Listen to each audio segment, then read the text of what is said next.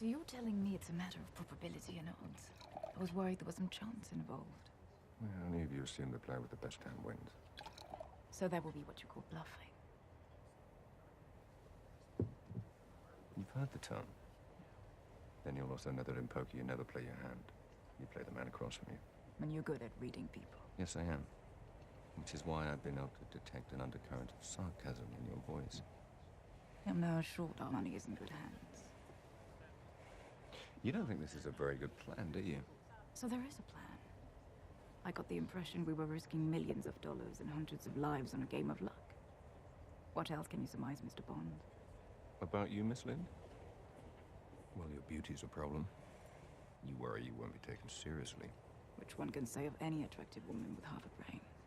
True, but this one overcompensates by wearing slightly masculine clothing, being more aggressive than her female colleagues, which gives her a somewhat prickly demeanor. And ironically enough, makes it less likely for her to be accepted and promoted by her male superiors, who mistake her insecurities for arrogance.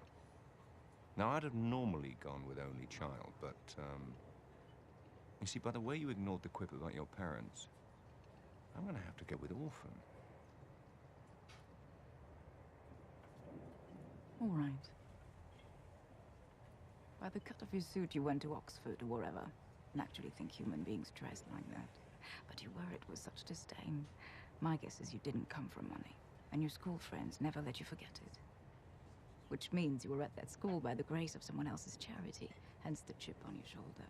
And since your first thought about me ran to orphan, that's what I'd say you are. Well, you are. I like this poker thing. And that makes perfect sense.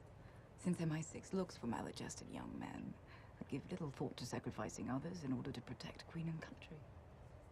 You know, former SAS types with easy smiles and expensive watches. Rolex? Amiga. Beautiful. Now, having just met you, I wouldn't go as far as calling you a cold-hearted bastard. No, of course not. But it wouldn't be a stretch to imagine you think of women as disposable pleasures rather than meaningful pursuits. So as charming as you are, Mr. Bond, I will be keeping my eye on our government's money and off your perfectly formed house. You noticed. Even accountants have imagination. How was your lamb? Skewered. On sympathizers. Good evening, Mr. Bond. Good evening, Miss Lind.